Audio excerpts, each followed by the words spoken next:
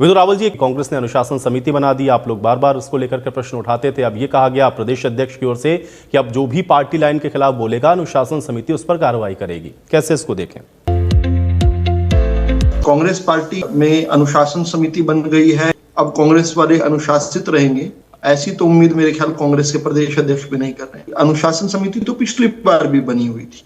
उदय भान ने अगर किसी को बनाया था तो अनुशासन समिति को ही बनाया था। प्रवक्ताओं की एक लिस्ट जारी हुई थी, लेकिन शाम होते होते वो लिस्ट खारिज करने के लिए नोटिस आ गया था कि अनुशासन और कांग्रेस का कोई लेना देना नहीं है। उसका कारण है, मैं बार बार ये बात कहता हूं कि लूट के बाद में हमेशा फूट होती है, चोरों के बीच में हमेशा लड़ाई होती है। जब आपके लक्ष्य अपवित्र हों तो आप उनके लिए जो साधनों का उपयोग करते हो वो पवित्र नहीं हो सकते।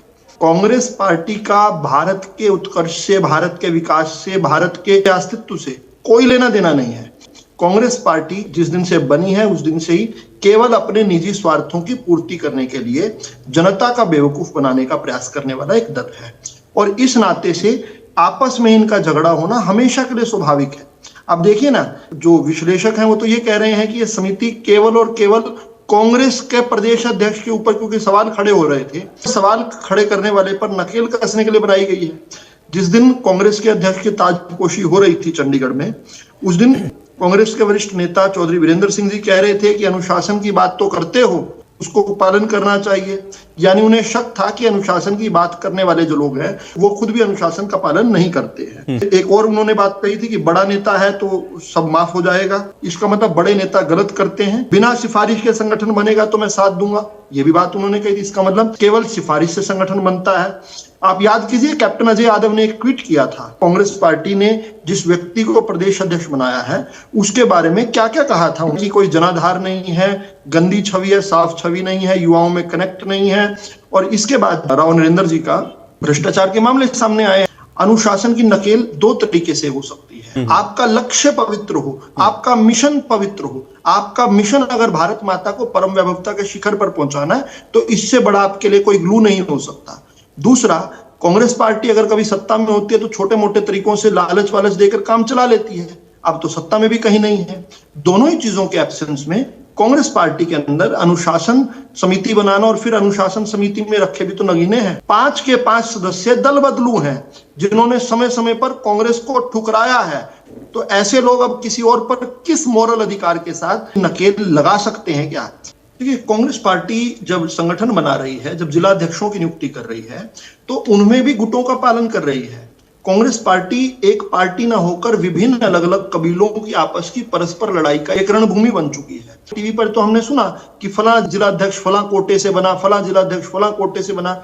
यहां तक कि अब जो वर्तमान के इनके नेता प्रतिपक्ष हैं भूपेंद्र सिंह हुड्डा, जब वो जिलों के दौरे करने गए तो बहुत सारे जिलाध्यक्ष उनके मंच पर ही आए नहीं। जब अंबाला में कार्यक्रम हुआ, जब यमुनानगर में कार्यक्रम हुआ, यमुनानगर के दोनों जिलाध्यक्ष नहीं आए।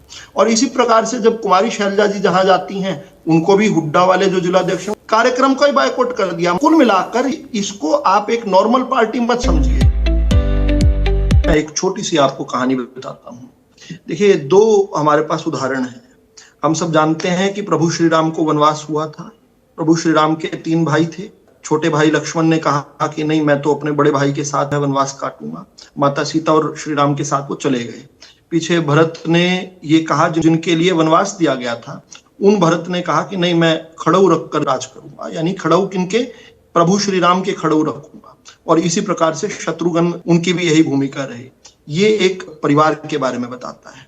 एक और किस्सा सुनाता हूं मैं औरंगजेब का। औरंगजेब ने सत्ता पानी थी तो उसके 3 भाई थे, शाह शुजा, मुराद बख्श और दारा शिकोह। तो अपने भाई शाह शुजा और मुराद बख्श की उसने हत्या कर दी और दारा शिकोह का सिर कलम कर कर अपने बाप शाहजहां को, जिनको उसने जेल में बंद कर रखा था, उस शाहजहां को थाली में परोस कर दिया। कांग्रेस और भाजपा को अगर आपको अंतर समझना है तो इस कहानी से आपको समझ आ जाएगा। बड़े सहज रूप से सत्ता का हस्तांतरण होता है भारतीय जनता पार्टी के अंदर। मनोहर लाल जी, ये तय हुआ कि उनकी भूमिका जो केंद्र में होने वाली है, उन्होंने किसी से जिक्र नहीं किया। पार्टी ने जो तय किया था उसके अनुसार चलते हुए वो अनिल विज जी को अपने साथ गाड़ी में बिठाकर गवर्नर साहब के पास ले गए और वहां पर भी अनिल विज जी ने आज तक ये कई बार कहते हैं कि मुझे इस बात की दुख है कि मुझे तक भी नहीं बताया कि क्या कहने जा रहे हैं, और वहां जाकर उन्होंने इस्तीफा दे दिया और फिर नायब सैनी जी का सिलेक्शन हुआ और वो प्रदेश के मुख्यमंत्री बने। नायब सैनी जी के और मनोहर लाल जी के संबंध कैसे हैं? ऐसे ही जैसे एक ज्येष्ठ भ्राता का होता है और अनुज का होता है।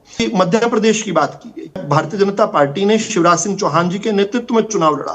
लोग पूछते थे कि आप मुख्यमंत्री किसको बनाएंगे, हमने कहा बाद में तय कर लेंगे, लेकिन शिवराज जी के नेतृत्व में कर रहे हैं। लेकिन एक क्षण की भी देरी नहीं लगाई शिवराज सिंह चौहान जी ने, जब उनकी बजाय जो मोहन यादव जी को बनाया गया। यह स्थिति हमने जो है अलग अलग राज्यों के अंदर देखी है। कांग्रेस में ऐसा होता है क्या? ये तो औरंगजेब वाली व्यवस्था के लोग हैं ना, ये श्री राम वाली व्यवस्था कैसे मानेंगे? केवल स्वार्थ इनको जोड़ने वाला ग्लू है।